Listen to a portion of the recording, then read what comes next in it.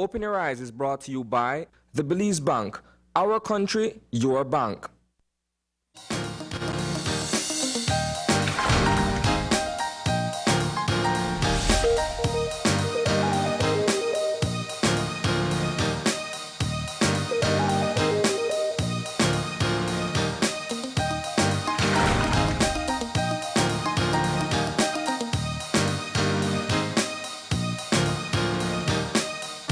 Good morning. Welcome to Open Your Eyes. Start your morning right. I'm John Palacio. And I'm Marlene Cuellar, and thank you for joining us this morning. Oh, my goodness. It is a Friday, but nonetheless, it's so hot. It's hot. It's hot. But I'll tell you what, we're in a lovely country. We've got each other, and we're doing our best to make sure we prevail. All right, let's find out how hot it's going to be. We got Michael Gentle on the line. Gent, good morning, sir.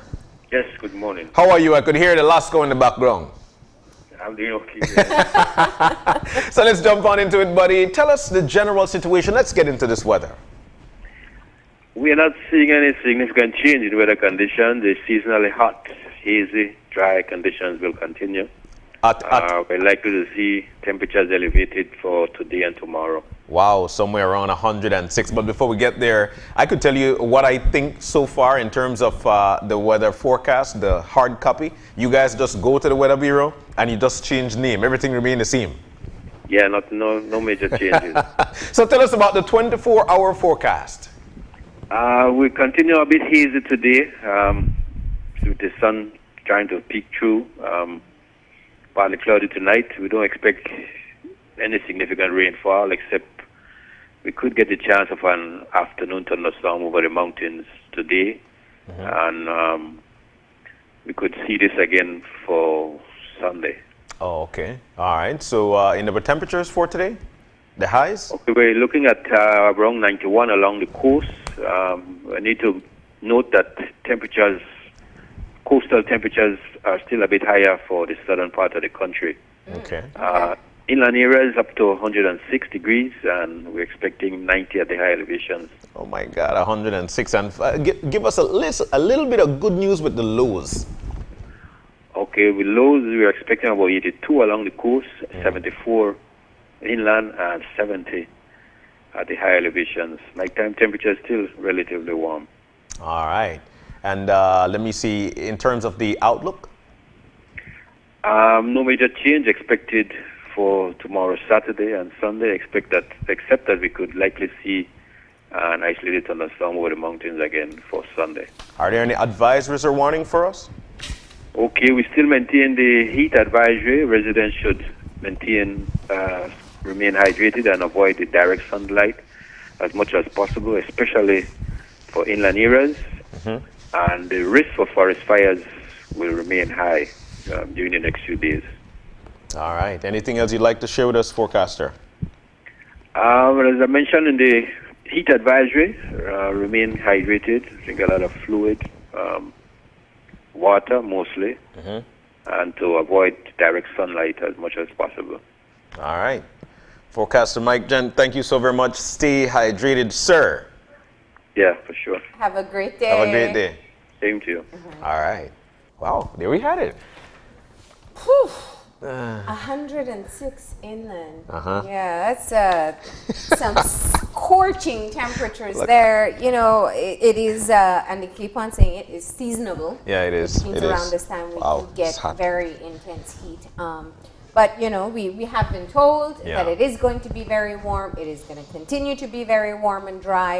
And we keep on reiterating the message from the Met Service. Make sure you drink your water. Drink your water. Make sure the elderly and the little ones are drinking. They'll tell you they're not thirsty, but they still need to drink Still need to drink that water. I do a practice every hour. I get a glass of water every hour. And I think you should, just in the event, you should pick that up. But we're moving on as we've got our eye opener. All right, and our eye opener taken from dailyom.com goes like this. We all have a story to tell.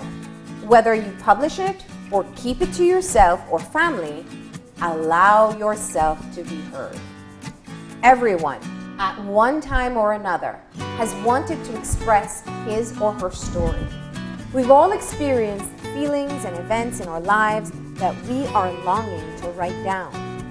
Giving in to that urge can give you an outlet for purging any frustration, anxiety, or long dormant feelings. No one else has to read it. Satisfying the need to tell your story is not predicated upon your writing ability. It does, however, take effort to write down the truth in detail. Your memories, captured on paper as descriptive scenes, sights, sounds, and scents, may at first seem disconnected or incomplete, but rest assured that you possess the ability to shape your recollections into stories. As you write, remember to have compassion for yourself, particularly when writing about traumatic events. More importantly, you're expressing yourself in a permanent way, giving a gift to yourself, and letting your voice be heard. I love the eye-opener, as I do every day, because it actually always touches a part of your life that eventually goes on with you. I'll tell you what, and I don't have really much to say about this, but every situation you go through is a part of a story to tell from you. Every experience is a story. That was what was going through my mind as you read this. Yeah. Well, you know, I think that we've heard many times, and especially in our Brook It Down with Jenny segment. Looking forward to it too. How powerful the process of writing can be. And I think that sometimes we make a decision, a hasty decision, that that's not for us, and we don't even try it. But that's what I love, what the eye-opener reminds us, that it's a process for you. It's not a process for the people who read it. You may never make anyone read it. You may only share it with a selected few, but sometimes kind of just to get all the thoughts out of your head and onto a paper or onto a platform can make such a huge difference on how you feel, because it just gives you that time to process it rather than just having those feelings bouncing around in your head. So I love the eye-opener for being able to remind us about that. And you're right, you know, I think we all have different experiences that we go through. The interesting part is that when we do share it, if we do share it, you start to realize that there are a lot more people who have things in common with you than you think. Yeah, but and the best thing about sharing it as well is that you actually give people the ability to look forward to things in the event, or it gives them the ability to know how to come out of something in the event. And this is why I continue to say every experience is a story to tell. It doesn't matter good or it doesn't matter bad. Then again, when we say that it's bad, it will eventually help somebody to know what to look out for in the future. So this is a very good eye-opener for you. We all have a story to tell, whether you publish it or keep it to yourself or your family. Allow yourself to be heard. All right? Yeah. So there we go. Very interesting Friday, lots happening, I love it, yeah. And we're looking forward to some very critical information this afternoon. We want to let you know that there is an Ask the Experts segment where the Attorney General and Minister of National Security, Honorable Mike Parafit, is going to be explaining what changes we're going to be seeing. But of course, the Prime Minister released an address yesterday that gave us an indication as to what we can expect, and also confirmed what had already been reported, which was that they would be going to the House for an extension of the state of emergency. So based on what the Prime Minister said so far, one thing is clear. They're gearing themselves up and planning as to how we are going to kind of lighten the restrictions that we have been experiencing since the start of the month. The lockdown. And I think there's a bit of confusion because, you know, I think we all feel that way. The days just become jumbled into one. And trying to remember the difference between what it was 2 weeks ago versus just last week, it can be hard. But what we do know so far is that the very stringent lockdown that was put in place, it was April 11th. It was on Holy Saturday at 8 p.m. That is going to be, whatever additional measures were put in there are going to be removed, and we'll go back to what we started in the beginning of the month. Now, he did say, kind of broadly, that some businesses would resume as normal. What businesses those will be, we will find out today as the Attorney General makes that clarification. He said, of course, that we'll be cautious about moving forward, because while it has been Sometimes since a new reported case, it doesn't mean that we just say we are fine or clear Yeah. in the clear. Yeah. And I think Yeah. that's one of the things we do have to keep a hold of in our reality, that yes, it has been some time since we've had a confirmed case, but this is an ongoing process. It is. And there's just no way of telling how things are going to work. It could be that we have been very successful so far. It could be that we see another case tomorrow, you know, and that's just kind of the reality check we have to keep on giving to ourselves. It is, you know, I love the way I love that you said that, because there's still under investigative numbers. There's still Yeah. numbers they're investigating, but at the same time, there are a lot of we're bearing hope, especially knowing that we're 5 cases. We've got 5 cases that have actually recovered. It bears for us some hope. But at the same time, we're not in the clear.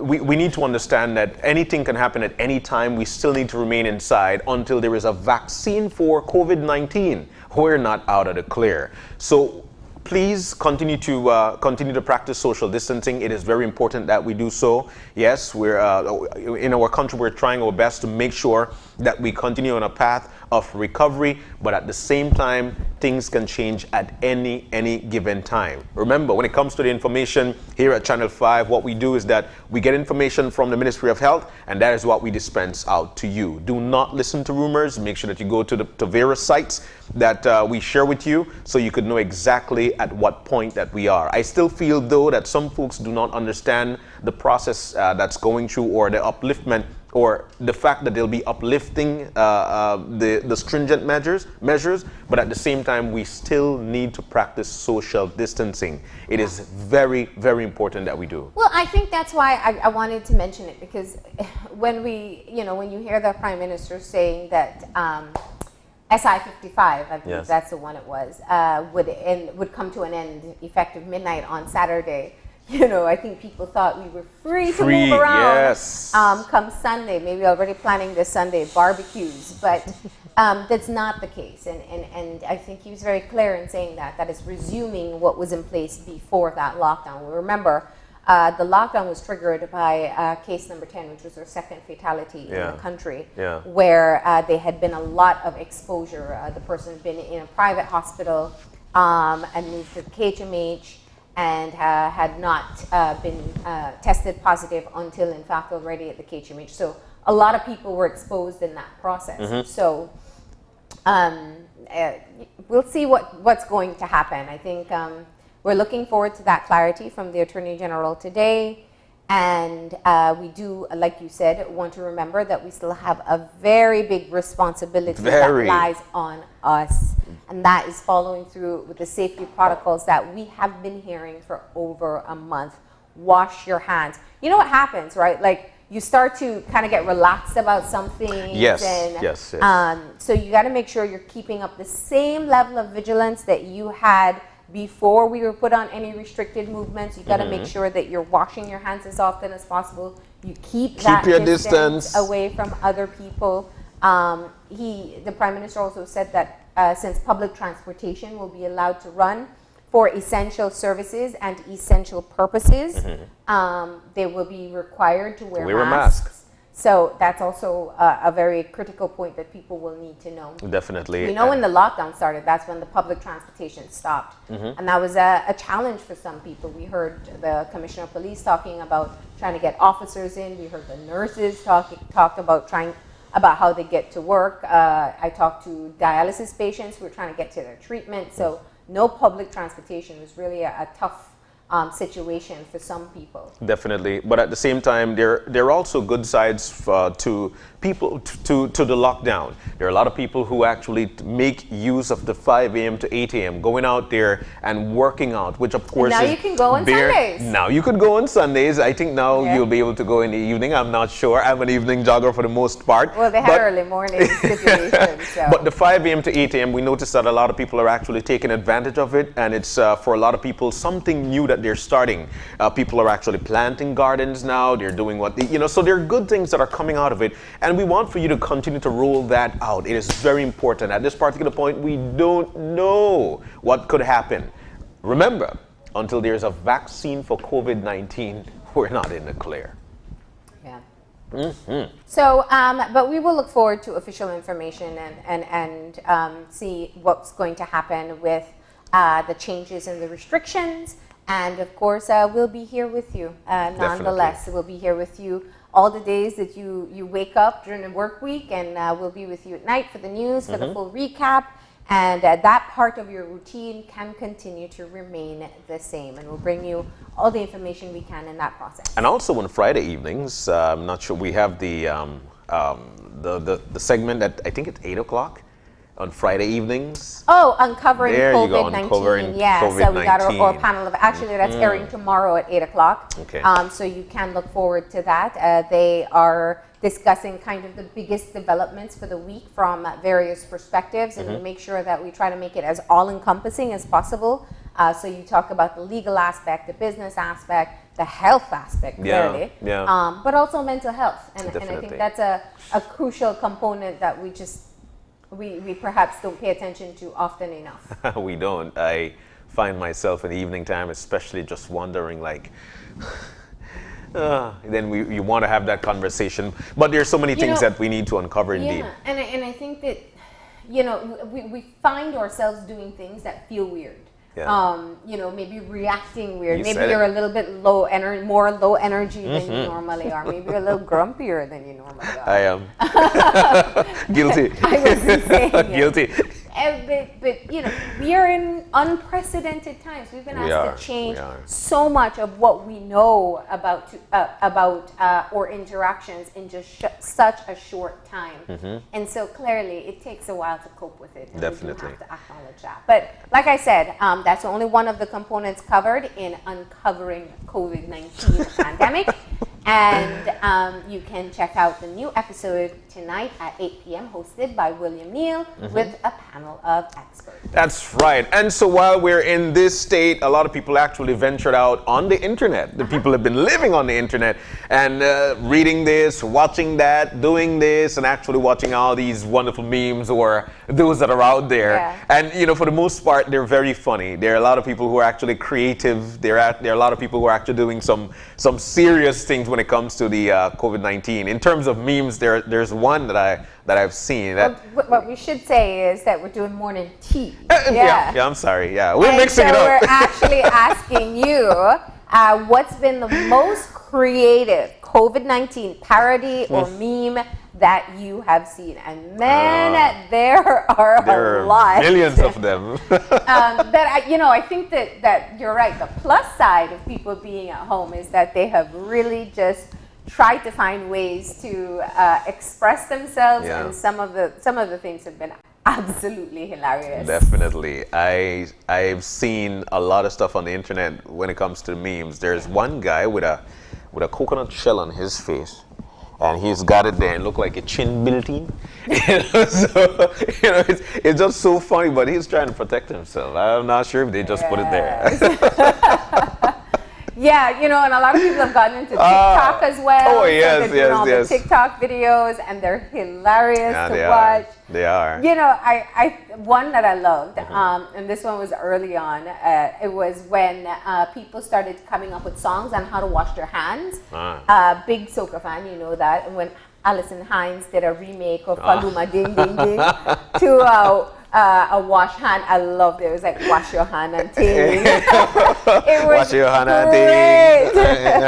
Remember to keep that 20 seconds going on too. Yeah. So I absolutely love that because I think it just shows that collectively we're all taking part in it. Yeah, there are a lot of good songs coming out by it as well. So there are a lot of things. There are actually concerts going on online now. My goodness. So Then clearly there's the somebody from. Well, we gotta say whose favorite meme this is.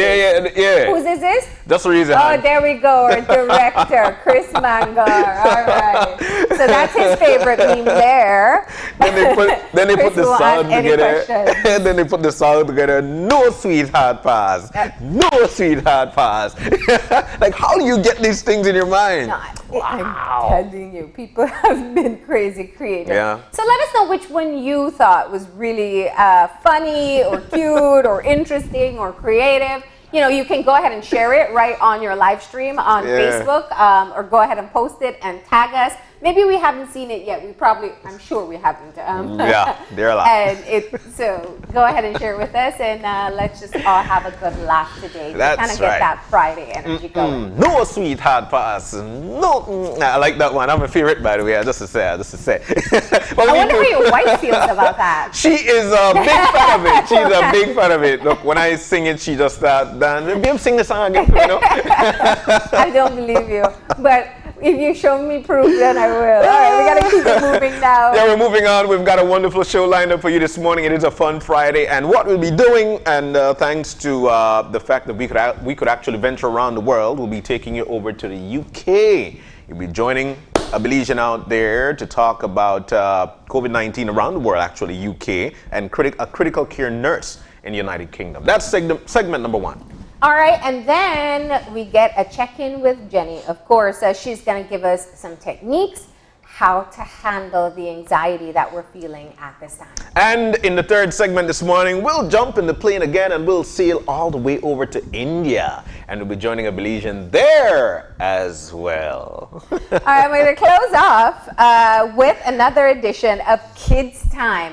And of course, it is Earth Week, and today they are going to learn about global warming. All right, so we got a great show lined up. We're going to go ahead and take that first break. When we come back, we'll get right into the show. So please stay tuned.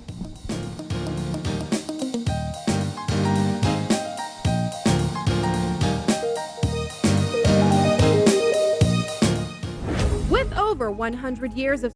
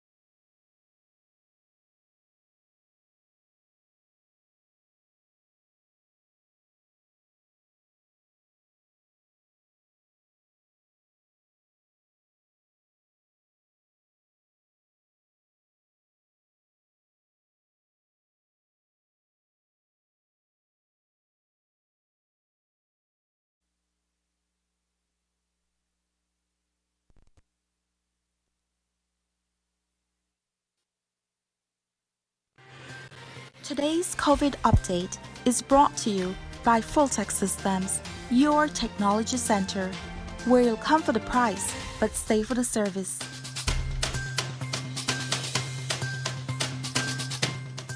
And welcome back to Opening Rise. It is a fun Friday, and I'll tell you what, for so much fun for today, we're actually starting all the way in the United Kingdom. We've got a Belizean living there, and that's none other than Devon Burke. He's a critical care nurse in the UK. Devon, good morning. Good morning, good morning. How are you? And we're doing great. And how are you? I'm doing fine. You know, I almost asked you, how are you coping with the heat? But here at home, it is hot. Well, you know, winter time is changing over this side, so now and again it gets a little bit warm. I guess our warm is cool for Belize still. Oh, you know that. So, Devon, of course, you are a critical care nurse and you are working in the UK. You did get started here in Belize and you were working at KHMH for a while. How long Yes, have you been? definitely. How long has it been since you moved away? Well, you could say I'm pretty new over this side. I've been over here since last year, July. Okay. So, 1 year is a pretty short time, but Yeah, trust it me, is. a lot of experience so far. Ooh, well, you just jumped into the thick of things over there, didn't you? I know you're just off your shift, so we do appreciate you staying up a few extra hours to talk to us and Yeah, share definitely. some perspective. Let me No just problem. start off by being able to hear from you just what's happening locally in your area. All right, so locally we have, of course, we have the lockdown in progress, where I think we're in our second phase of lockdown as well. At the moment, even though we're locked down, it's pretty similar to what Belize is doing at the moment in terms of social isolation. We also have people. I mean, people where they're really listening to the instructions of social distance. I mean, even when you go out, you have you could really count the number of people on the streets. And that's because, it's a huge population over this side. I mean, I went on a bus just to buy a couple groceries and you're like 3 persons on the bus. And, even on the bus, you have to social distance and you're only limited to a number of people on the bus as well. Yeah. In the grocery stores, you have the different lines on the ground, measuring the distance as well. You have lines outside of the store, whereby they limit the amount of people going inside the store as well. Yeah. Devon, moving from Belize, to, which is just a few months ago, to actually being in the thick of things, just like that. What is this transition like for you? You mentioned to us a while ago that you're just off a 13 hours shift. What is this Right. transition like for you? Well, from transitioning from being a nurse in Belize to the UK, Yeah. it's definitely a whole different experience. I mean, the principle doesn't change, but the way how they systematically do things is a whole different process. It takes a while before you get into everything because compared to Belize, when it comes to nursing, right after you finish your studies, you dive into everything doing, your IV medications, oral medications, a whole tons of skills. Over this side, it's like you have to go step by step into everything. While transitioning from, because previously I was on a medical ward here, and then I've been on the ICU floor for like a month now. That's the intensive care unit. And there I could say I've dived into everything then, doing everything that, most skills that nurses should be doing. In terms of the workload, trust me, it's a lot still, and that's a common problem for nursing. Anywhere you go, you will have a huge workload when it comes to nursing and patient care. Now, It definitely was difficult transitioning from medical ward to intensive care unit, of course, because you have more critical patients. Yeah. no, the UK, there are a lot of stories about the UK and how they managed the COVID-19 crisis. They were, they're saying they were late to act and respond in terms of lockdown, and Eventually, they did move towards some of the restrictions, as you mentioned, with lockdowns, but there's still Definitely. over 100,000 cases, and you are seeing some of the situations where the hospitals are overwhelmed. What's it like at your hospital? All right. So the hospital I'm currently working over at is St. Peter's Hospital, and we're located probably like 30 minutes away from mid city London. At the moment, the hospital is on a complete lockdown. Visitors can't visit, and I believe this is for most hospitals over this side. We have different wards being isolated for COVID patients. So, for example, if I have like a respiratory ward, or I have a ward where you have, cardiac patients or patient with heart problems, patient with stroke, these different wards, some of these wards are being used as wards for COVID patients. So we have different wards that are not functioning the way they should. Everything is more targeted towards, having COVID patients. The numbers the numbers they're increasing. And so that means the bed space, we need more bed space as well. Yeah. And the UK, I believe we have over 1,000 different hospitals, and most of us, I'd say all hospitals here, they're facing the same difficulty over this side. You're running out of bed space. Definitely, and also resources as well. Now, So going in, like for example, if I'm going to the intensive care unit each day, it might not be the same PPE, and that's only because we're running out. So then we have to go and see how we could get more PPEs just to do our jobs. so are you working with COVID patients right now? Yeah, I've been working for the ICU department for like a month, and ever since I've started, it has always been COVID patients. Wow. What's it like for you? If I be honest with you, Please. I'm not really scared. I'm not frightened or anything like that. And I believe because once you know what you're doing, you should be fine. Especially when you know what's in front of you. The difference is that when you're on a regular unit or a regular ward, when you have suspected cases, these are cases you don't know if they have the condition or not. They're only waiting for a result. So you're not using the right PPE sometimes, and you're exposed in some way. So that's the scary part. While being on a critical unit, you're using exactly what you're supposed to be using, which is the correct PPEs. Your PPEs are your personal protective equipment that nurses normally use or doctors normally use. So going in that unit, fully geared down, I think you have a certain level of confidence going in and sense of security.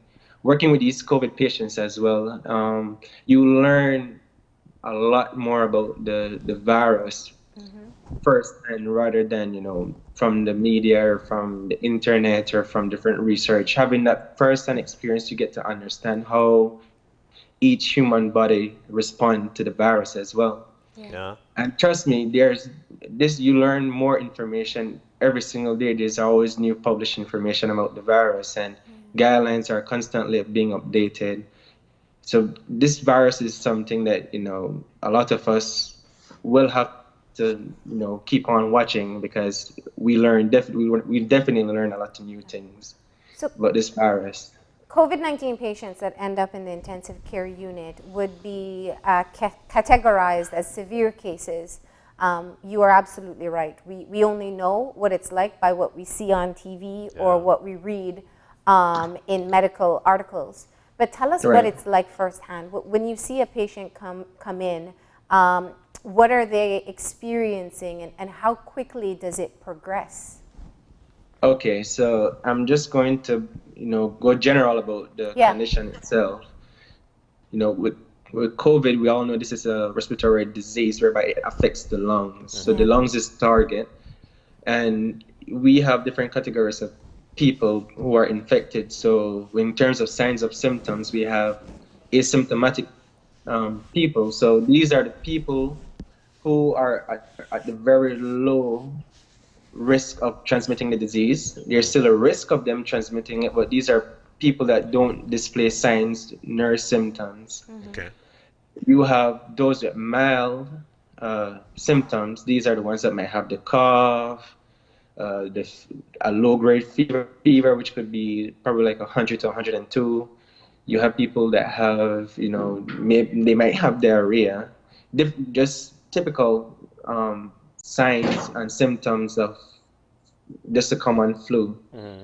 Those with the moderate would have a more consistent cough, while those with the severe, these are the ones now that have difficulty breathing. Do know that if you have a moderate sign and symptoms, you may have difficulty breathing, but this will only be in a situation whereby you're doing activities or doing exercise. Okay. While you're in a severe sign and symptoms, while you're having severe signs and symptoms, you will have individuals who are having difficulty breathing even while resting, while not doing anything.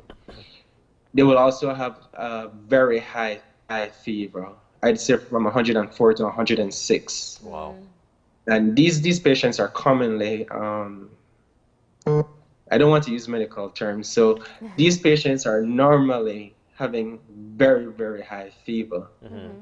And one of the risks of having a high fever could also mean that you could have seizures as well. Yeah. You may also have signs of pneumonia. Pneumonia is another infection that tend to, correlate with the COVID. Yeah. When you have that virus damaging inside the lungs and you have fluid buildup, it's a perfect environment for bacteria to grow, and that's how the pneumonia come about. While in critical cases now, these are the patients that they totally can't breathe. Yeah. So that's when we would normally put them on a ventilator. Belize people say life support, but it's a ventilator. Invasive ventilator, because these are the ones that actually go inside of the trachea or into the lungs that actually breathe for that patient. Yeah. So when it comes to critical patients here on the unit, we have them ventilated. Of course, they're on a normally for like the first week, I'd say up to like 7 days. We normally keep them on a invasive ventilator, whereby they have an endotracheal tube that goes through the mouth into the trachea. Yeah. Most patients that I know should have a tracheostomy, whereby they put a tube directly. They make a surgical incision or a cut through the throat, and then they pass the trachea, which is a tube that extends from the outside of the neck into the lungs. Normally, you have patients that have trachea when they're really having a poor time recovering from this condition. Yeah. And so, when the patient comes in requiring such advanced care, we know that the global statistics, I don't know what it's like specifically for the UK, is that the majority of patients who do go on a ventilator don't survive. Okay, so we have I think this is globally. Yeah. You have about 51% of these patients dying. So you probably have about 49% of them surviving. But we also have to consider the fact that these patients may have other complications as well. Yeah. Oh, wow. Yeah. Because of the extent of the damage it does to the lungs. Because trust me, it's a very severe inflammation happening there within the lungs. And then we have to keep in mind as well that when we do have these critical patients, it's because they came with underlying conditions. Most of them come with underlying conditions. Okay. So for example, you may have patients coming in with a heart problem, kidney problem, those with lung problems. This could be like asthma, bronchitis, and different abnormalities of the lungs. Yeah. These patients, especially the one with the lungs, these patients are the ones that are generally infected by this virus to this extent, you have about 70% of individuals with these underlying conditions being critical. What's So- the age group that you're seeing? Is it primarily older people, or are you also seeing other age groups as well? Well, on my unit specifically, I've only seen age groups between early 30s to probably the 70s, 80s. You do have young people, even babies, having this infection. Yeah. You do have young people dying. So, not by saying that you've only seen the older population being Yeah. affected, but it's to also consider that younger people are also being affected. We had young people dying over here as well. We had a nurse who was 21 years old who died. Oh, wow. Yeah, our first young case was a female. She was 21 years old as well, and she died probably like a month ago. So we do have all age group being affected, but for the most part, critical patients, we mostly see the older population as well. And surprisingly, we see more men than women Wow. being affected. Devon, That's the same. you know, one of the most commonly asked questions about COVID-19 is that if you've recovered, if you're able to get it again. There at the hospital that you work, have you seen anybody who was released who actually came back with COVID-19? No, I haven't seen any patients coming back with the same infection. I believe it's a pretty early stage when it comes to this pandemic to actually see something like that, honestly. But I would not say that it's something that won't happen or can't happen because we're still learning about the virus, so we're not 100% sure. I mean, we're even learning now that it might be more than 14 days you might have to be quarantined for because the virus tends to live a much longer period of time within the body as well. Yeah. Tell me about the moments. You know, there's one thing about having and you gave me great insight, I think, in terms of the level of security you feel knowing that you are dealing with COVID-19 patients rather than dealing with patients who may have COVID. And I never thought of that. I think that was really interesting how you shared that. Right. But even in knowing that you're going into this ward and you'll be dealing with critical care patients, and so many times we hear stories of nurses being the last contact for COVID-19 patients because they don't get visitors, they're not well enough sometimes to talk to family members. Tell me of some of the the moments for you where we all right now are having those moments where we say, wow, this is just really an unfamiliar, unprecedented time. And it really shocks us. Tell me about one of those moments for you.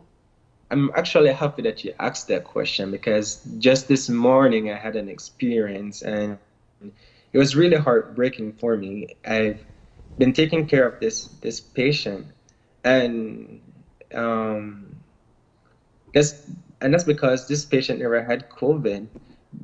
We ended up treating this patient as a COVID patient, and what happened? We were only waiting for the result. Apparently, this patient had COVID-like symptoms and was very critical as well. When we got back the result, the patient was negative.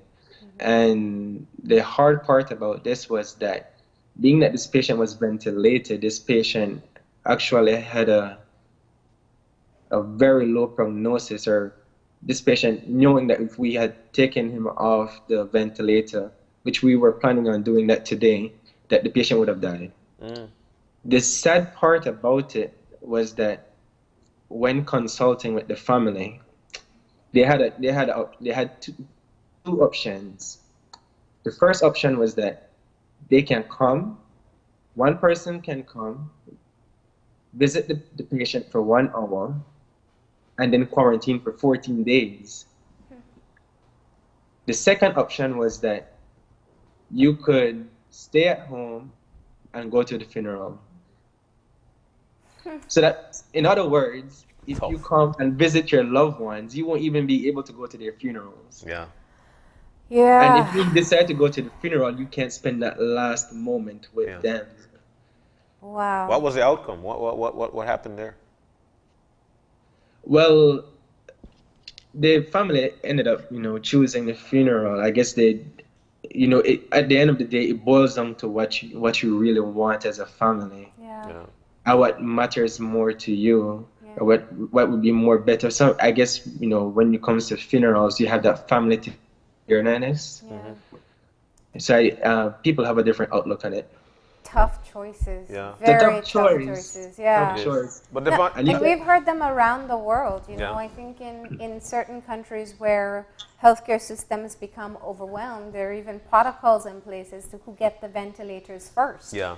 I Are mean, you- what's happening right now, we're limiting patients to, I'd say a maximum of 2 weeks, because when you reach 2 weeks having these critical care being done, then there's nothing more the doctors than thinking about weaning you off treatment or taking you off the treatment, because it's really not making any sense. You're just wasting resources. Yeah. and you're saying there's a bed shortage, so that bed is needed. Definitely, yeah. Wow. I Devon, mean, that's a just to lot. give you a number,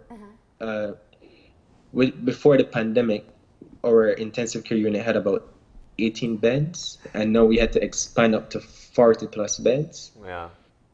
and that's because we had to take over different wards or units as well to use as an intensive care area. Yeah.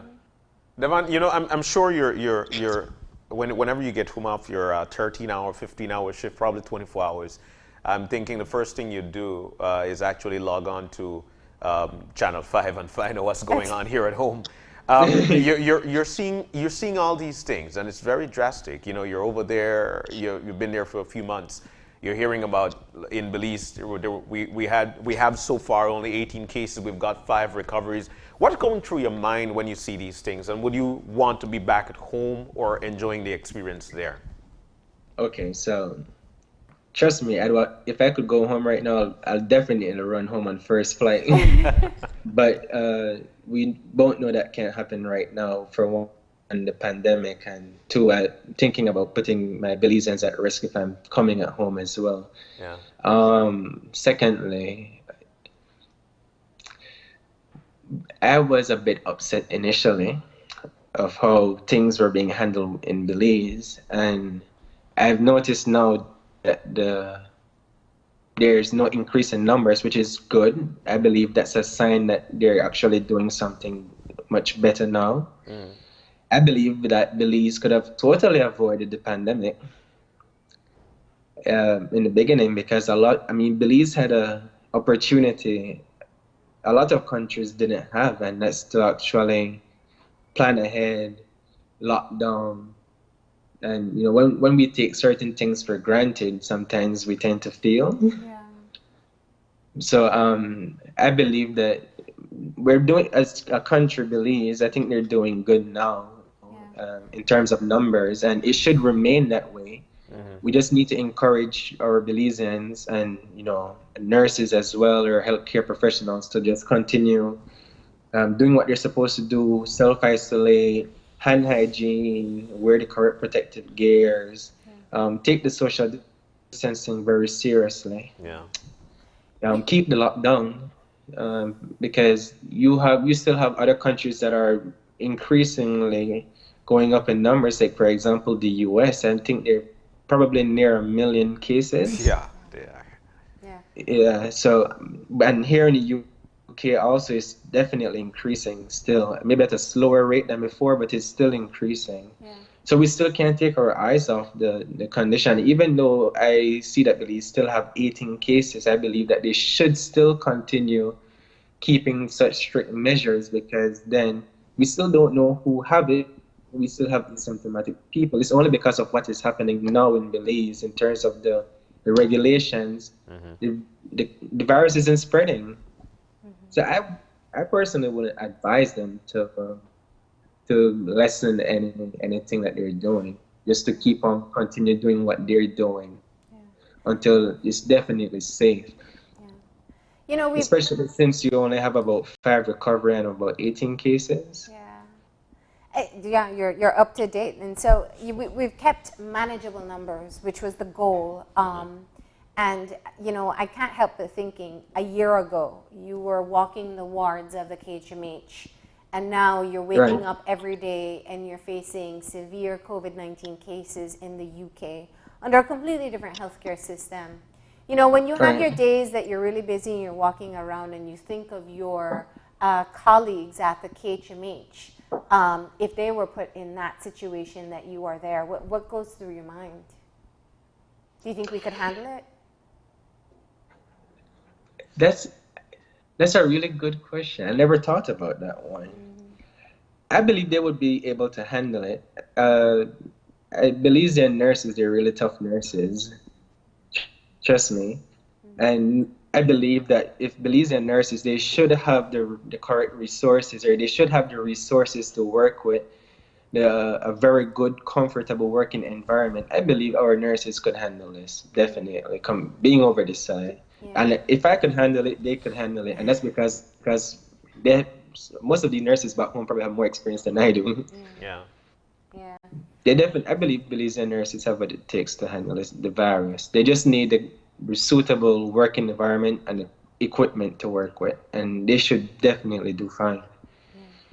And how do you keep yourself going? I mean, it's tough. It's never good to see people in such severe conditions on a consistent basis making a decision that after 2 weeks you know that they're going to perhaps be weaned off treatment, seeing people of different ages lose their lives, not have contact with their loved ones. Yeah. What are you doing to keep your proper mental health?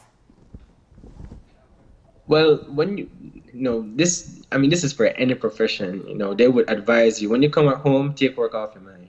Yeah. Just take work off your mind.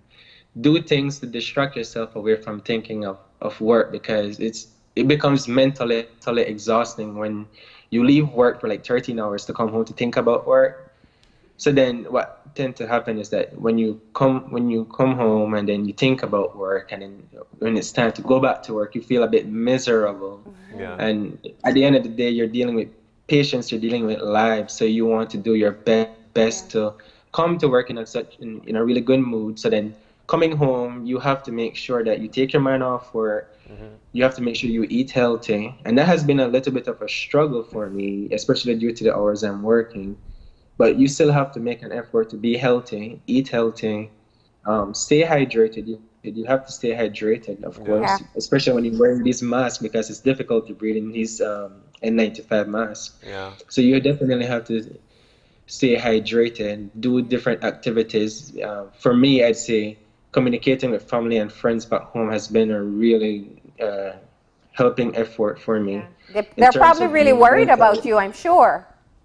Yeah, definitely. I mean, especially being away from home is definitely tough mentally and emotionally. So when you have that support, it becomes more easier. Yeah. Devon, two things. Are you there alone? Like you're there on your lonesome, or you've got family there with you?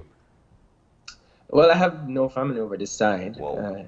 I have a couple Belizean friends over this side, but say I've only have this one Belizean friend that had recently moved over this side. So from the beginning, when I came here, my only friends were Jamaicans. They've been coming here, and then that's the Jamaican culture is definitely something Belizeans could always relate to. Oh yeah. So you find it more easier to be friends with them. So that was one. Two. The second thing is that one of the things that you mentioned that stuck with me was you mentioned about, especially after Marlene asked about the transition from the KHMH to there, and you mentioned how tough that we're tough people. What would you say that is your biggest takeaway from home that you're implementing there at your workplace? Wow. I'd say passion for nursing. One thing I've learned in nursing school is that at the University of Belize is that our lecturers definitely stress that we take pride in what we do and we be passionate about what we do. It's surprisingly it's not only in Belize that we might see this, but worldwide we might see nurses who are not passionate, who are not, or nurses who may not take pride in what they do. And that's one thing I took away from home, to love what I do and to love my patients. And because they're the ones that there's no better feeling knowing that you took care of a patient and then you see that patient walking through that door. There's no better feeling than that. And that's something Have you had recovered patients? And what's that feeling like? I've never had a recovered patient. I've seen patients who had recovered, but within the critical unit, it's very unlikely. It's like 50% chance, like I said. Oh, wow. So most patients, while working on my shifts, most patients I've seen had definitely passed away. So, I mean, other nurses, I could say other nurses, they had patients that had, recovered from it. But I've never had a patient that so far that had recovered from it. Okay. Devon, you've given us some amazing insight as to what it's like. And I have to say, clearly you are up for the challenge. And we're proud that you got your education and your start right here and you're contributing on that end. With that said, I know your family and friends are watching right now. What do you want to say to them before we send you off to rest after this? Yeah. Well, I just want to let everyone home, my family, my friends, my colleagues, to know that I'm thinking of them every single day. I'm thankful for all of them who have been, supporting me mentally, emotionally. For just being there. I'll also encourage them to continue being safe, social distance. Being at home won't hurt you. So just continue being at home, do what you got to do, social distance. Only come out if you need something. And even when you come out, don't, communicate with others. Just go out to do what you got to do and come right back in. Just continue doing all of this, and I believe everybody should be fine. All right, D. I'll tell you what, we're so proud of you. And the next time we see you, make sure that you've got your Belizean flag right there in the background, all right? Definitely. or you make on Friday, right. you make on Friday, that's when you frame it right in there. Definitely. All right, thank you so very much. Go rest and thank you for talking with us this morning. No problem. All right. You guys have a good Stay day. safe, please. All right, we're going to go ahead and take a break now. And when we come back, yes, we are all feeling a bit more anxious than we normally do. And there are things that we can do to help to minimize it. Jenny's going to be guiding us through exactly what those things are after the break. So please stay tuned. This COVID update was brought to you by Fulltech Systems, your technology center, where you'll come for the price, but stay for the service.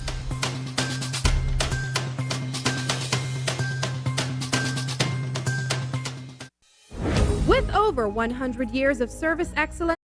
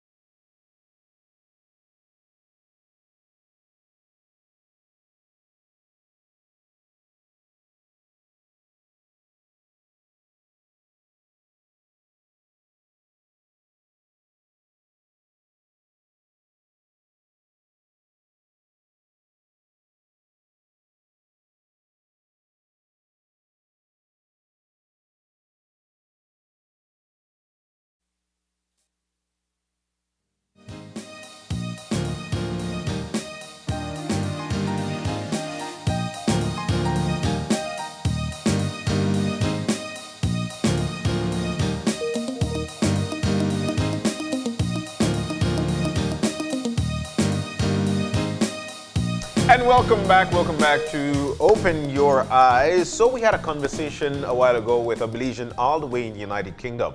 What do you say we take you now to Belmopan, huh? Let's do that. We'll take you to All Jenny the way from Lovell. the Cayo district, Yeah. Belmopan City. Jenny, good morning. Morning, but I'm speaking to a blank screen. It's Oh, horrible. man. Well, I'll tell you what, we're seeing you. You're lovely. We're loving the background. It's all you, girl. Too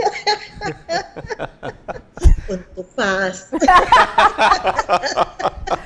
Oh, your energy is just what we need Yeah, this we morning. needed it. We needed Jen, we have been trying as a station here to always keep a focus on the mental health aspect of what's going on, because we know that it's having an impact beyond what we can be able to understand at the moment. Yeah.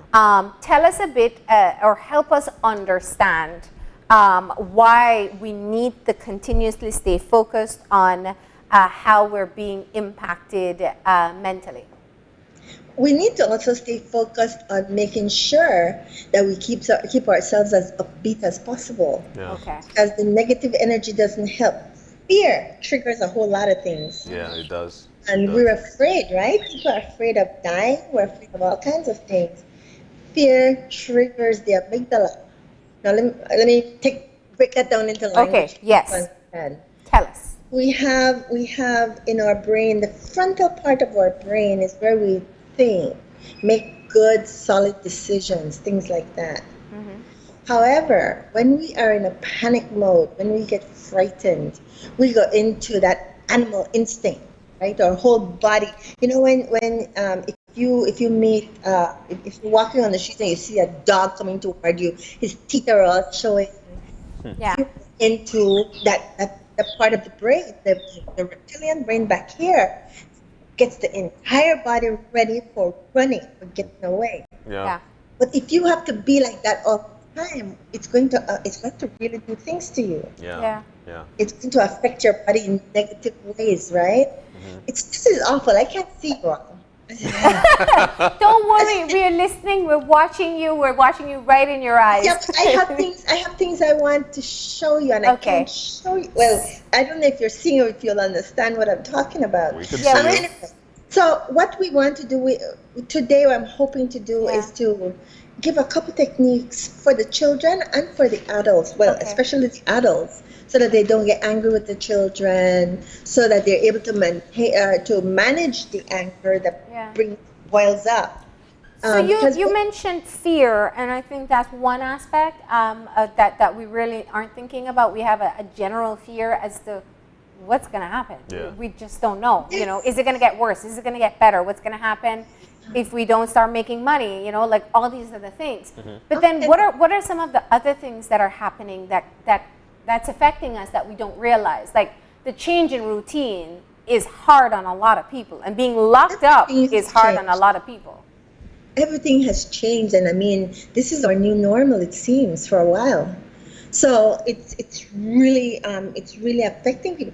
I mean, I hear people call the radio station because they haven't been able to access food. Yeah. That's not fear, that's panic.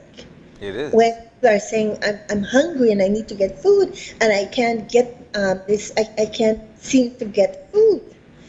That's basic. That's way down on the hierarchy of needs. Yeah. We're survival, right? And so the people are afraid when they go out. When you go out there, I mean, yes, we had a last test a few, like almost 2 weeks ago. But there's also hasn't really been. We haven't heard anything being conducted, right? So people are afraid that if you look at how people, the descriptions that they give, how people die, the lack of oxygen, and pain that people go through, that creates fear. And then you have all these other things like, oh my God, am I going to have a job when I go to work? Are they even going to hire back as people as they had? Will I be one of the ones that they let go? What about my children? There are people out there who their children come home. Their children need to work home. If you don't have a computer, for example, they'll have to give you hard paper work, right? Yeah. On paper. You have parents that can't read, can't write, can't do arithmetic. How are they going to help their children? Yeah. So will my child be left behind? I mean, there's all kinds of things that I'm sure people are stressing about right now. But Jenny, I'll tell you one of the things that came to mind as you mentioned it, and I think this is definitely one of those that we need to hammer on, is the fact that right now, especially for parents who are at this particular point at work, but at the same time probably down 50% or percentage off, the fear of being terminated, the fear of what we're going to eat, the fear of what am I going to say to my children, how will I meet these bills? And I think this right now is one of those, one of the biggest ones that is plaguing the mind. I know that you said that you wanted to share some stuff with us that you wanted for us to see, but I want for us to bank there because honestly, it's eating a lot of mine. Even mine, I could be very honest, you know, even mine in terms of what will happen tomorrow. What if we get some more cases? What if we're not able to go to work? Jenny, let's venture off there. In terms, Okay, so those getting your things mind that we have at calm. no control over. Yes. No control. We have to choose what we have control over and things that we are able to take care of. Yeah. And I know a lot of folks are stressing about all kinds of things, but really and truly, it's not helping your immune system. Oh. And the thing is that to be able to fight off any kind of illness, we have to be thinking of making sure that we have a strong immune system. Yeah. Now, if you have money, you can afford to get vitamins. That's one thing, but you've got to be eating properly. And if you don't even have food, how can you eat properly? You know. So I'm just listening to you a whole bunch of other things here. Yeah. There's what came to my mind last night too. School's out, right? Yes. A lot of children got their one meal at school. Yeah. That's number one. Number two, school's out. If I go back to my job, who's going to be taking care of my kids if they're not in school? Yes. And it's like, wow, that's a whole other realm of. I have had that concern for a very long time, not because I have children, but just because we know the reality of the country. And we know that there may be early teens or adolescent children taking care of younger children in this country, because that's how people live. And you know, it's no blame on the parent, it's a reality that we It's have. reality. Yeah. Parent, if I'm a single parent, I have to go out there and make money, but no, I'm leaving these children here by themselves because they're not in school. Yeah. And maybe I have a parent or a family member who can help, but will they dedicate the level of time to work with them on schoolwork, or will my kids be fed properly? I was really encouraged when I heard Dr. Bab talking of wanting to proceed with feeding programs into this time, because and taking meals instead of giving food, because even when you give food, you don't know that they're going to cook it and provide a healthy meal for the children. And some children were relying on that feeding program assistance. You know that because you work at quite a number of schools. Yes. So yeah, these are, you know, you think of your own personal life and the things that make you worry, but then when you start to think of community-oriented issues, man, it's overwhelming. It is, and this is what we call community trauma. Yeah. This is real trauma now that people are going through. Okay. I don't want my time to run out. Yeah, and I was going to say, can we just agree that there's a lot to worry about, and everyone has a different kind of menu of what's on their worry list, but we all have a very full menu of worries. What we're focusing on today is how we can get ourselves into a better headspace, and you have some practical tips, like we're going to do it here on how we can get ourselves in a better headspace. Now, I can't see you, but what I want, remember I showed you box breathing before? If people are stressing out and they're feeling really like they're beginning to have a panic attack, you cannot panic or you can't be angry if you're breathing. Okay. So I need everybody that's within sound of my voice. Okay. You're going to breathe in for 4. That means breathe in through your nose for 4. Then you're going to hold that breath for 4. And then you're going to blow out through your mouth for 4. Now the thing is this: when you breathe in, I want you to breathe and push that oxygen all the way down into your stomach. That's your diaphragm. So you push that air down, and then blow out slowly for 4. So can we try that? Of course. Yeah. Okay. So All right. I'm going to count. So we put our hands on our belly so it helps us. Yes. Close Okay. your eyes. Mhm. Breathe in. 2, 3, 4. Hold it. 2, 3, 4. Exhale. 2, 3, 4. Breathe in. 2, 3, 4. Hold it. 2, 3, 4. Exhale. 2, 3, 4. Breathe in.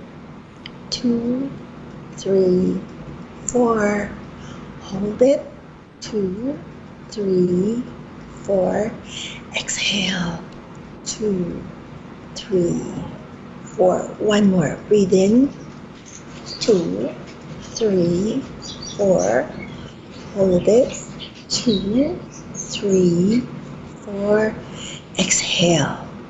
2, 3, 4. Okay. How do you feel? Cool. A lot calmer. Yeah, a lot calmer, especially with the birds chirping in your background, Jenny. I know. It was some That great was- meditation It was sounds. totally nature there, seriously. So, you know, Jenny, and I'm sure you know in all your experience that sometimes people watch techniques like this and they're like, oh gosh, please, man. But this is scientific. This is, as much as you can trust science on COVID and testing and all the other things we've been reading up on, this type of breathing techniques helps us as well. Really work. Yeah. What does it do to us that helps us to get back to a calmer place? Okay. We're all stressed out. So what's happening? We have cortisol moving around in our body. Yeah. Cortisol is one of the worst things. One, it puts fat on your stomach. You start getting really fat on your stomach here. Great. But besides that, sorry. But besides that, cortisol really affects your immune system. And we need to have very strong immune systems right now. Yeah. So even if you don't think it works, try it. Yeah. You lose nothing by trying it. Yeah. And So you have it's- it to gain because you'll see how good it feels. Yeah. It really relaxes you. You can't stay angry breathing like this. There's no way you can worry while doing the breathing. And you do it about 10 times. And at the 10th one, you stop and you really have such a different feeling. Yeah. Yeah. So please try it. So it's 4, 4, and 4. Inhale for 4, for a count of 4. Hold for a count of 4. Exhale for a count of 4. And breathe in through your nose, exhale, Exhale through your mouth. All right? And breathe into your diaphragm, which means when you breathe in, the belly goes out. Yes. And then when you breathe out, the belly goes in. Goes in. Because the diaphragm is like a fan. You say you can see me, I can't see you. We can see you. We see your hand too. Yeah, see your fingers. So the diaphragm looks like this. It looks exactly like this. And when the air goes into it, it's like a balloon. So then it expands like this. Okay. See your tummy go out, right? See your tummy go out. And when you breathe out, all that goes right back down, the balloon gets flat again. Yeah. Okay. And it's such a good thing for your system. Okay? Now, I'm going to get into tapping real quickly, and then I want to, if we have time, I want to do some things for the children. Okay. Okay. So first of all, what is tapping? Okay. So tapping is emotional freedom technique. Yeah. It started way, way back. But in 1974, there was this guy, I think his name was Joseph Campbell, who wrote a book about it. And then later on, it became popularized by another fellow, Nick somebody. And he popularized it. Now, we are energy beings. We have a body, we have a physical body, but people call it a soul. We have a soul. Yeah. And I always tell people we are a spirit having a human experience. We're energy beings. And so what happens when we get stressed out, that energetic body becomes becomes contaminated. Yeah. So by tapping, we tend to get rid of the breaks in the meridian. Okay. The meridians are these lines that run through our body. Think about them like imaginary lines running through our bodies. And so we have to tap on those meridians. You'll be really amazed how good you'll feel. So let me show you what the tapping points are. Okay. So we start off here, this part of the hand, and we'll start off by tapping there, right? We'll repeat a statement 3 times, and then when we stop there, we will go through these 7 other points. We start here between the eyes, right? Oh yeah, you tap with balls of your fingers, right here. All right. Tap here at the eyes, the temple, under the eyes, over the mouth, under the mouth. Then down here, you find that collarbone and then go down a little bit, a soft spot. A little under the collarbone. Yes, you'll find it. It's a soft area. Yeah. You tap on that soft spot. And then the last tapping spot will be here. For ladies, just at the bra line. For men, just right there. Okay. We'll tap there, okay? Those are the points. And then we go back again. We'll go back again and we'll tap.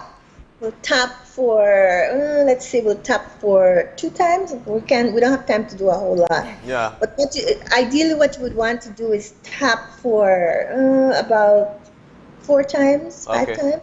Yeah. Oh no, you always want to do 3, 5, or 7. Okay, so 3 is good. All right. So we're going to start off by breathing. So just want you to breathe in and out, right? Breathe in who you are, breathe in, and exhale who you're not. When you're not an angry person, breathe in who you are, I'm calm. Breathe out who I'm not. All right, and we'll start tapping here. We'll start tapping here, and I will tell you what we're tapping. And you can say this for me, okay? Start tapping. Yeah, we are. We've been tapping. Even though I can't see ya. Even though, say it behind me, say it with me.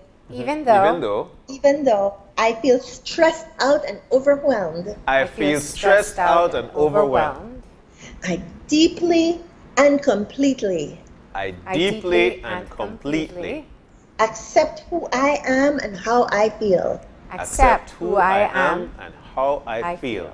Keep tapping. Repeat that again. Even though Even though I feel stressed out and overwhelmed, I feel stressed out and overwhelmed, I deeply and completely I deeply and completely accept who I am and how I feel. accept who I am and how I feel.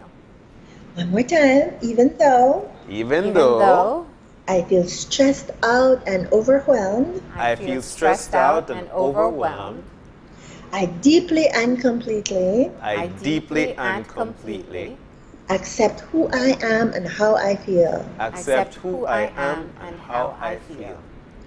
Okay, so now we'll start tapping at the points, okay? Okay.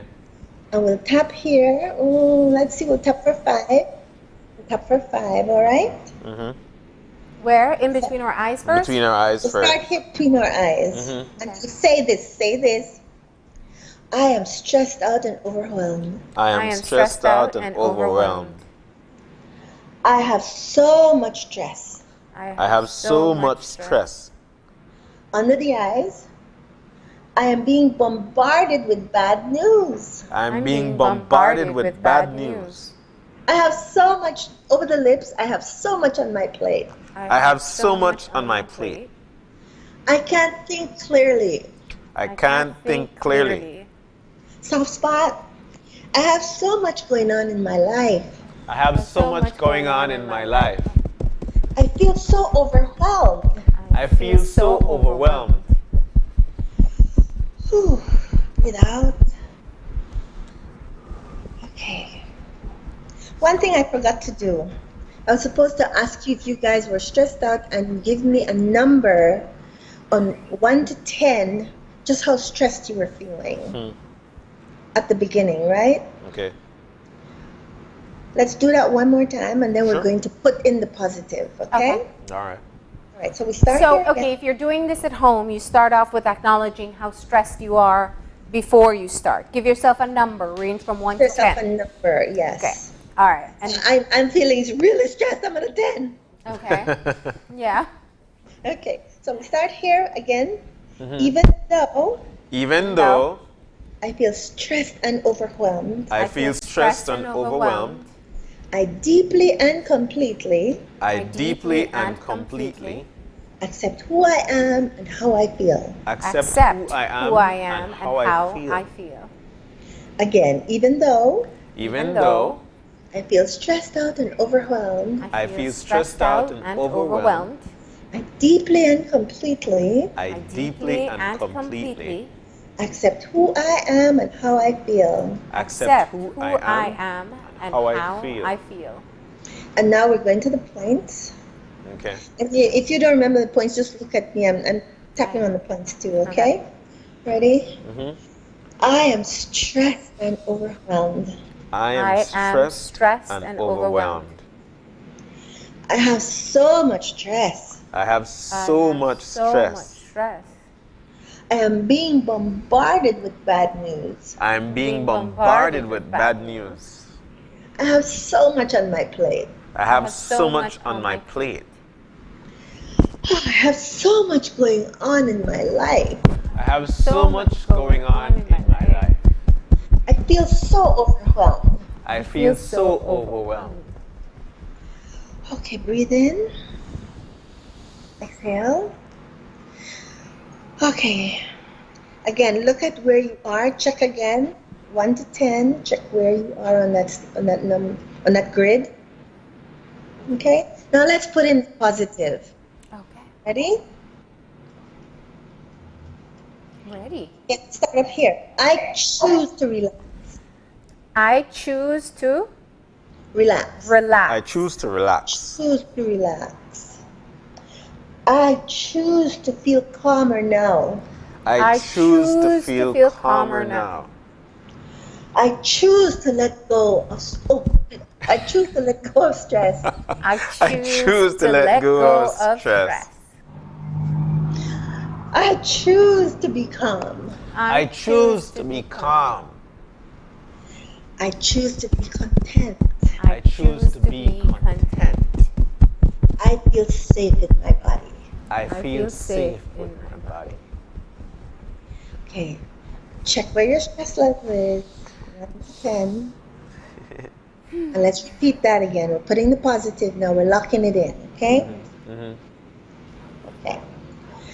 I choose to relax. I choose to relax. I choose to feel calmer now. I choose to feel calmer now. I choose to let go of stress. I choose to let go of stress. I choose to be calm. I choose to be calm. I choose to be content. I choose to be content. I choose to be happy. I choose to be happy. I choose to feel safe in my body. I choose to feel safe in my body. Breathe in. Breathe out. Okay, check yourself. 1 to 10. What are you feeling right now? I feel A lot great. calmer. I feel a Yeah. lot calmer indeed. Yeah. See, you hear it in John's voice. Now tell us. So this is a technique, in fact, that is very much used in psychology, and it is helpful for people who are experienced or have experienced trauma. Well, let me tell you something. It's not just trauma anymore. They are teaching this technique to postmen, They taught it to first responders, Yeah.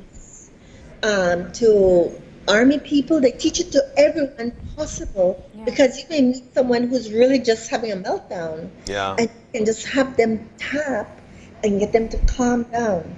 It's real, and it's not just about that. You can use this technique for all kinds of things. Yeah. I'm choosing to use it right now to calm stress. Yeah. It can be used for all kinds of things.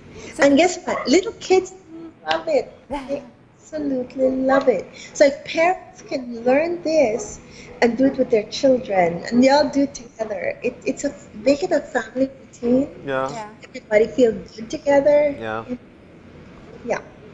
They're fun techniques, and that's one of the greatest things. As long as you see the kids, they're feeling good, they're feeling better, that makes you better as well. Yep. And how do, it doesn't matter what you say, the statements that you're making. You were very clear that you went from negative to positive. Positive. You Yeah. absolutely have to do when I'm coming up with the phrasing that I'm going to use, how do I do that? Okay, so the initial thing is what you're feeling in your body. It's what you're feeling. You write your own script. I write my own script. Yeah. For whatever it is that you're working with. If it's anger, right? Then I'm going to write my script for anger. If I'm really angry and I'm angry all the time, I just write little statements that I'm going to tuck away. Yeah. And then once you've done the negative stuff that you want to remove, then you want to put in the positive stuff. You always have to make sure you replace that with something positive. Yeah. Okay? Really good. Man, we're like so zen right now. We can barely answer you. Just no, but that was really interesting. I was telling you that I've heard about tapping before, and people who really do talk great things about it. This is my first experience. Yeah. I absolutely love it. Yeah, and it's. I don't know what is. You said that you're clearing energy. Is that what it is? Because it just feels. Sometimes You're repetition clearing helps negative too. energy.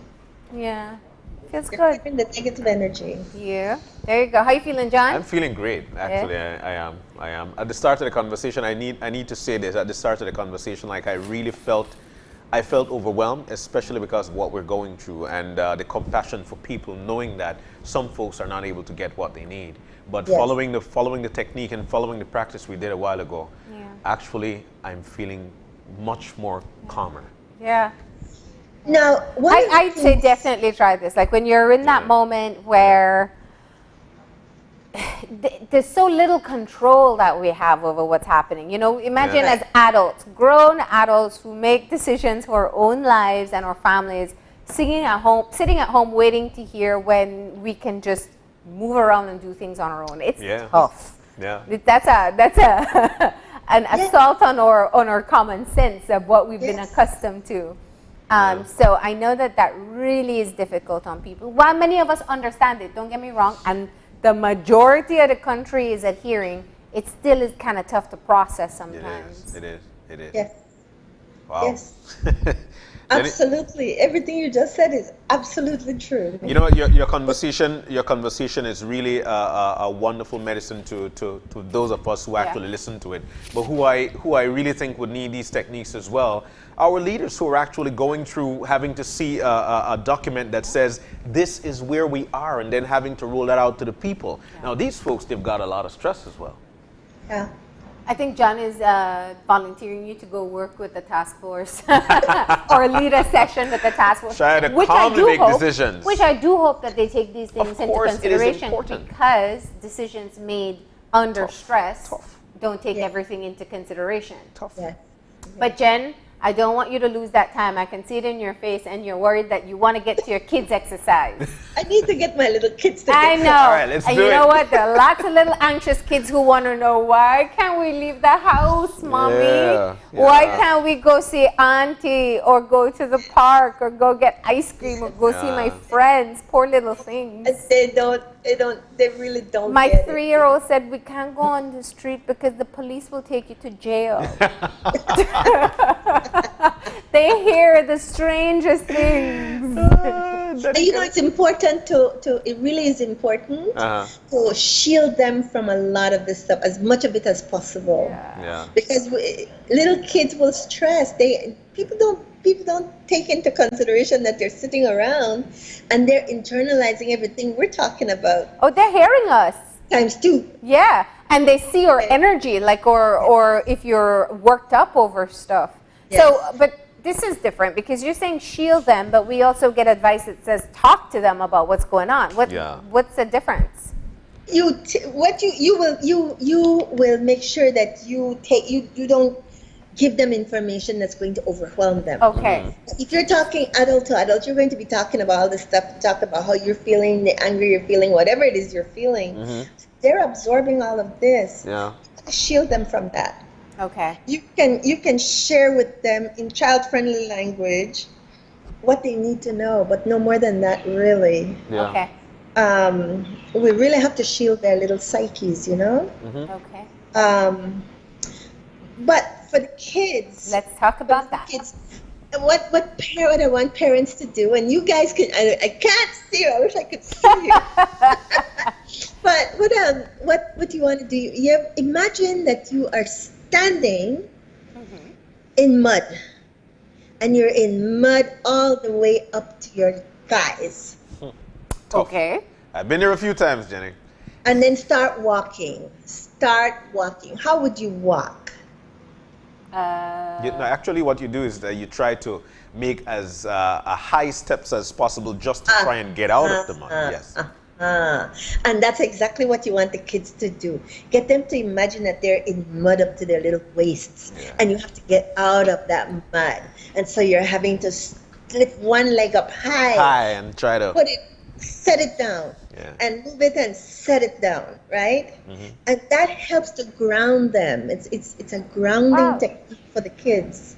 Yeah. Okay, I'm not going to ask you all to do it because I can't see you. Okay, so basically it's taking like big steps, bringing your legs up. Yes. Okay. Yes. Like lunges almost. Imagine in your head, you're in mud. Have you ever been in mud? I have. Not Jenny. waist deep. I have waist deep. And getting out of that, you really have to struggle to get your leg out of it, and the other leg out of it, and the other leg. And the effort that you take, you have to breathe. You have to put all your energy into getting your leg out. That's what we want the children to be doing. Use their imagination, but also your body. Okay, so John is demoing for us since he does have experience with waist deep mud. Go ahead, we're not ready yet. All right, so start from that end, and he's going to show us. Waist deep mud. I was an agricultural And student I'll be having your to eyes, chase Jenny. I'll animals. tell you what he's doing. So what we did was that if you're waist deep and you're trying to come on out, what you do is that you try, because you're not able to extend your feet out or your foot out. There's too much Right. So pressure. what you have to do is that you have to raise it so it comes out of the mud, and then try to make a bigger step. You will stop down again, and then you try to do the same thing with the other one, and then you get down again, and that's the way it is. All right. See, you didn't see us, but we still can't see did our it, but work. Yeah, we did. That's exactly. Oh, Okay. wow. So why does this help the kids? Remind us. Pardon? How does this help the kids? It's a grounding technique for the children. Nice. Your children some of your children may isolate. If they get really worried, they'll go into their rooms and isolate. You want to bring them out and maybe do a group thing with them. You could do a race.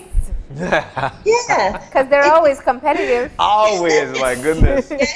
So you want to do that as a grounding technique. You wanna for the children who seem to be and you can tell little kids get depressed.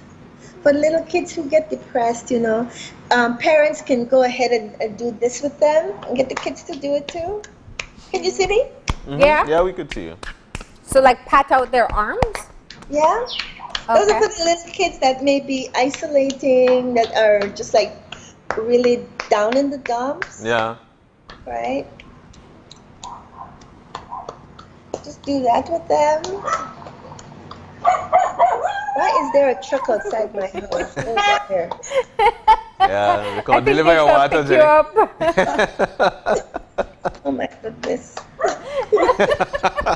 This is awful. What's the dog's name? Let us tell it to calm down. That's a very good name for a dog, Jenny. Oh, Linda. they're protecting you. Oh, I love that. But you know what? That's one of the best therapeutic supports you can have, a dog. Yeah. Hey, you pat them, you stroke them. Yeah. Oh my God, somebody's Yeah. at my gate. They brought me my avocados. Johan! Well, then. Johan! I have to, I'm on television. Can you wait a minute? Thank you. Of all our live TV moments, Jenny, thank you for Yeah, yeah. delivering our most entertaining. So the dog's name is Linda, Belinda. Belinda, okay. and the avocado man is Johan. Johan. And I gotta get his number so he can deliver to us here in Belize. Johan and Belinda, oh gosh. Oh, Very good that's one, Jenny. so great. You Very know, good one. this is your life, and this is. You mind, Johan? Johan, you mind putting it down? I'm doing something right now. Hi, Johan. Thank you for your hard work. We Yeah. appreciate it. Yes, my pleasure. Okay. Oh, there you go. All right. That's good, Jenny. Avocado is healthy Thank fat. you. That's good for Yeah. your immune system. Bye-bye. Oh Thank my you. gosh. What'd you say, guys? I was Sorry. saying avocado is good, healthy fat, so that's good for your immune system. All the avocados fell out of the tree. Oh man. Okay, so let's just round it off for today. So we're saying Yeah. the breathing technique, helpful for adults, helpful for moments where we're feeling particularly overwhelmed. And then the tapping But the exercise. children can do it too, guys. You can do You can do it with the children? too, yeah. Okay. And then the tapping exercises where you first write out the negative emotions you're feeling and what positive emotions you want to replace it with. Yes. Then you go ahead and do that, and you do it in either in 3s, 5s, or 7. Yes. And then the waist deep mud for the children, and you can do it along with them as well. And of course, the arm tapping for the little ones who are looking like they're experiencing a bit too much stress. We have more stuff, but I know Stephanie can't. I can't see Steph, but I'm sure she's giving me the eye. All right, and just, lastly, we are almost a month into just restricted movements. Some people, some countries had to do it for 3. Yeah. Just what's your advice to people? I mean, whether it's what you do to keep yourself sane or what you think we should focus on or remind ourselves of at this time? How do we reshape perspective? I'm sorry. Johan just ran into my fence. God. Okay, run that by me again. I'm sorry. I'm thinking we're just gonna have to let you go to go do that Belinda and Johan. Your conversation is always good, Jenny, and Jenny, we wish you a very, very good and much more interesting day. I think you're gonna need some tapping exercises after this, Jenny. All right, we'll let you go. Thank you so much. Thank you. I have to say this one more time though before we go. Okay. A serenity prayer. I really want to encourage people. I know people think this is all trite, but there are things we have no control over. We need to just accept that and then do other things. Take care of the things that we do have control over. Yeah. Right? We have control over making sure we protect ourselves and our children by wearing a mask, by making sure that we do social distancing, the things that we know are helping to keep us alive. Okay, we have control over those things. That's right. Let's do those things, protect ourselves and protect our friends and neighbors. Okay, number 1. Number 2, I was talking to some folks yesterday about gratitude. We have to learn to be grateful. The more we're grateful, the more we are blessed more, right? What do we have to be grateful for? I don't care how poor you are. You can be grateful to still be alive. Yeah. Yes. Grateful for our children that are around us. We can be grateful for our partner. There's so much they have to dig deep, but dig deep, give some things to be grateful for. Every morning or every evening, give thanks for 3 things in your life for that day. Please, if you can just do that, you'll be so amazed at how much better you feel. All right. All right. Thank you for that advice, Jenny. We do appreciate it. It's always great talking to you, and you've delivered on our entertainment for today. Yeah. Enjoy your avocados. Send me some guacamole. All Now right. everybody knows I have avocados. Oh my God. All right. Have a great day and stay safe. All right, dear. Thank you. Bye. All right. We're going to go ahead and take a break. And when we come back, we'll be talking to another Belizean who is in India, talking about their experience there. So please stay tuned.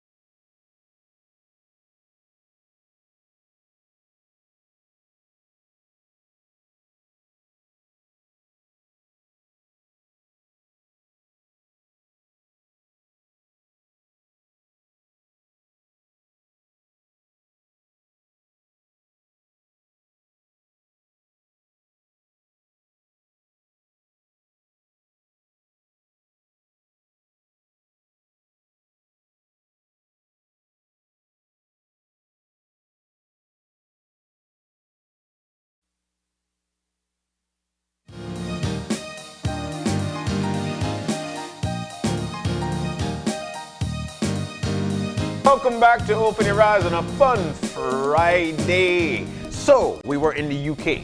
We were in Belmopan. So, I'll tell you what, we'll take you over now to India. We've got Michelle Williams of Michelle Williams is there of Shanti, and she's over in India. This lady is all the way in India. So, let's go over there. Michelle, good morning. Good morning. Well, good morning. Good Belizean morning. Good Belizean morning. Namaste. Namaste. It's nighttime in India. It's dark here. Namaste is now the perfect greeting for social distancing, by the way. Namaste. Yes. So, Michelle, what are you doing in India? What's going on there? Well, I'm at a yoga center called Sattva Yoga. And I am practicing with my teacher, Anand Mitra, and we're practicing what he has termed Sattva Yoga, or it's a traditional Himalayan yoga Vedanta tradition of yoga, which is a very ancient lineage. And I'm learning, and my knowledge is expanding, and I'm evolving here. Yeah.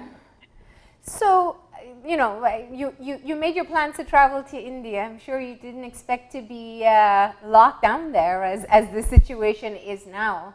And that's really some of the insight we wanted to get from you. When India made the decision to lock down, it was a very, it was reported globally because it's a big deal just simply because of the sheer size of the population. Yes, and I think it, globally everywhere is doing the same thing. So while India was doing that, I think Belize did it. United States started to do it. So it was a global initiative taken, I think, through the guidance of the World Health Organization. So. What did you at any point consider trying to come home, or you were just by the time things started to happen, you realized you just have to stay there? Well, I was already deep in my practice, and to be honest with you, I was a little bit shut off from the internet. And so once I found out that these changes were occurring, I kind of just decided where I was pretty much the best place that I could be at the moment. Yeah. And kind of sat with that and was contented with that. Okay. First concern, of course, for my mother and for my brother in Canada. And once I was assured that they were safe and they were healthy, I was able to really sit and continue the journey that I'm taking on here. So what are the safety measures that are in place? Funny enough, you mentioned that I am actually in a safer place. How did you get to that? Why is that? And what are the measures that you're doing to keep safe? Well, I'm in a valley in the Himalayas, practicing yoga. Whoa. So, as far as that's concerned, I didn't want to really have too much movement, and so I just decided to stay and immerse myself in the practice. Yeah. But what I think came out of this experience is that I'm learning a lot of techniques, a vast range of techniques, because the practice that I'm immersing myself in is an integrated practice which incorporates breath work, asana, and also kriya, which is the yoga of action. So there's a lot of good that I can offer to help people cope with this in this time. Yeah. And to strengthen your immune system, and to strengthen your nervous system, because a lot of the times we find that right now globally many people are living in fear, and really it's a fear of the unknown, because nobody really understands what's taking place. So there's this fear that's kind of taking over everyone, and the more that we're fearful, the more that our immune system goes down, and that's when we're most susceptible to illness and to viruses. So one of the things that is important is that we learn techniques, breathing techniques that can expand our lung capacity so that we can deal with any respiratory issues, and also meditation and clear work that can help stabilize our nervous system so that we strengthen our immune system. Because I think from now on, there is going to be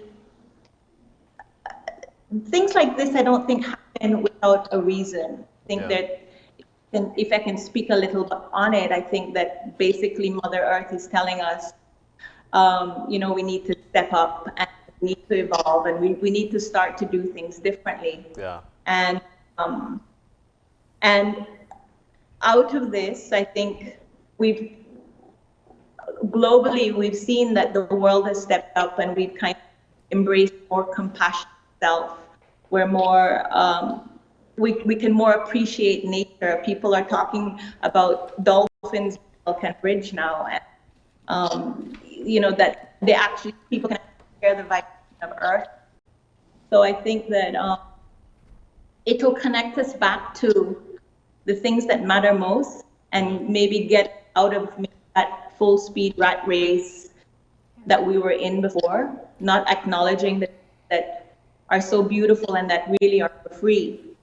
And so I think it's also it's also allowing people to step up to the plate and to acknowledge the less fortunate that are out there, that because sometimes we're so much in our own world that we forget that people are really, really in a far less state than we are.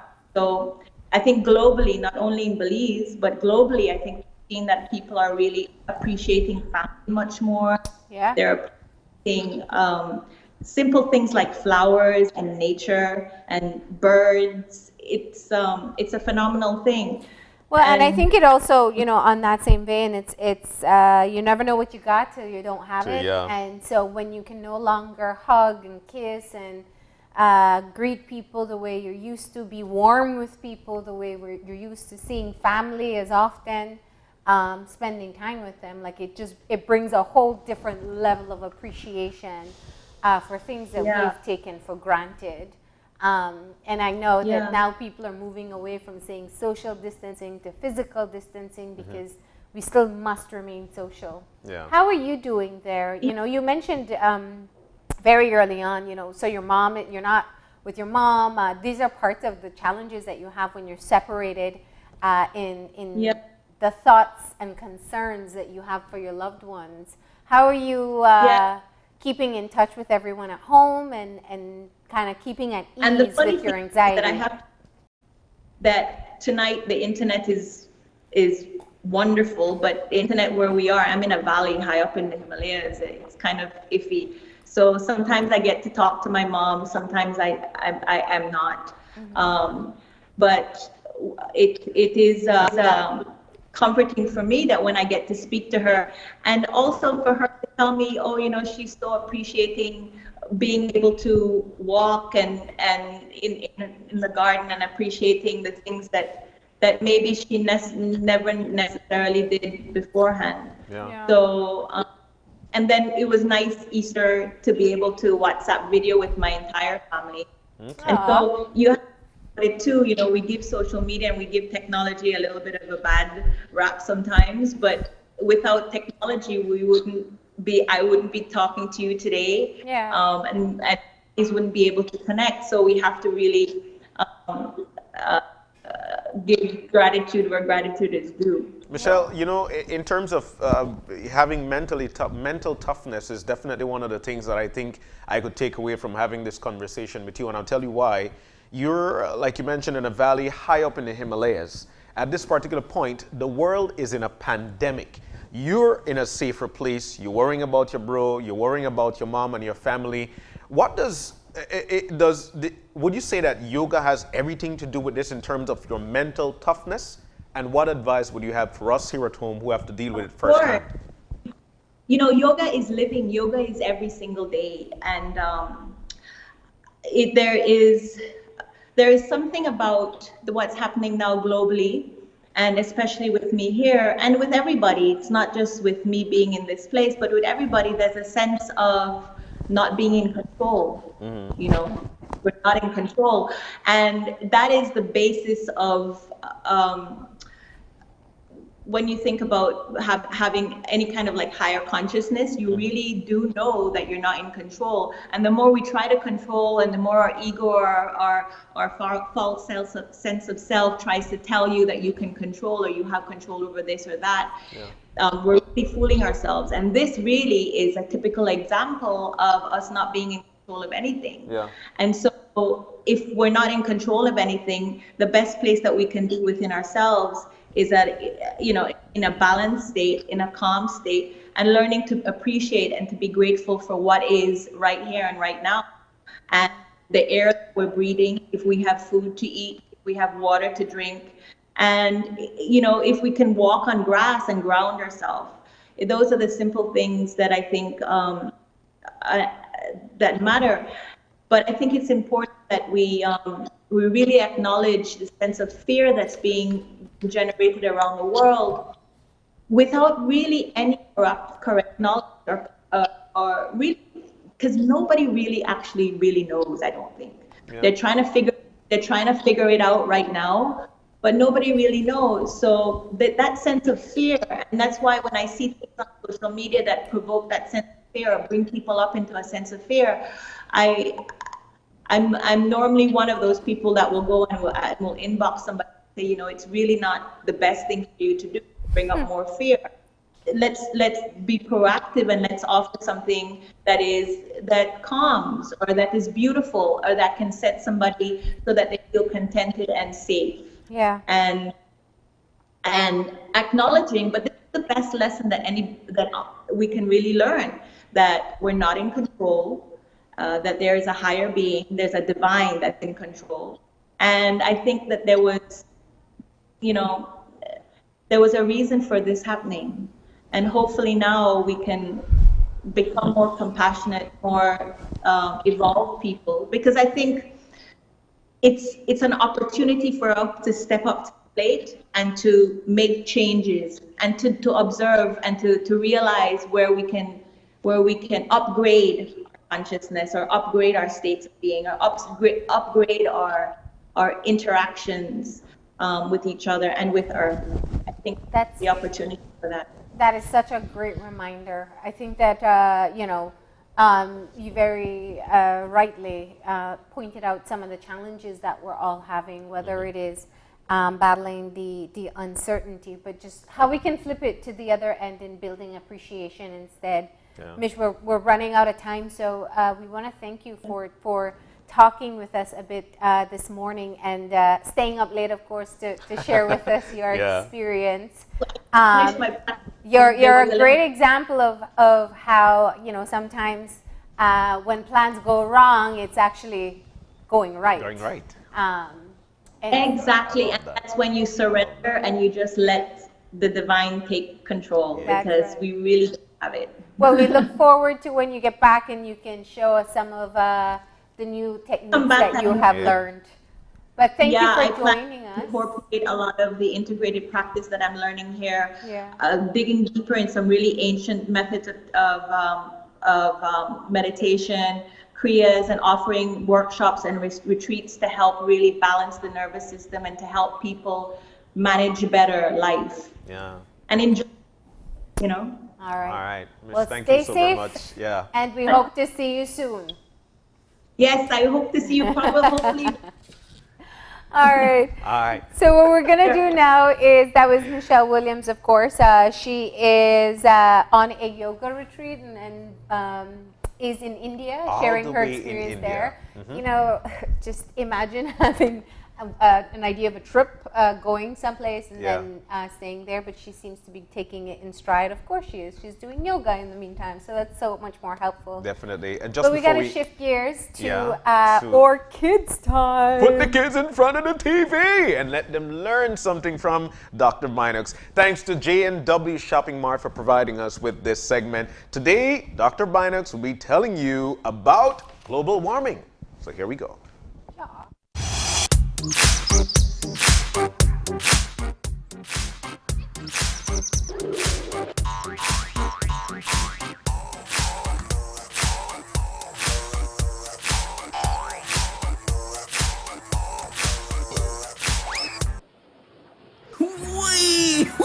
Whoa! Oh no! Oh, it's coming! It's coming! What? Global warming! Hey friends, I'm sure just like little Kitty, you two are confused by the sudden melting of snow. Well, unfortunately,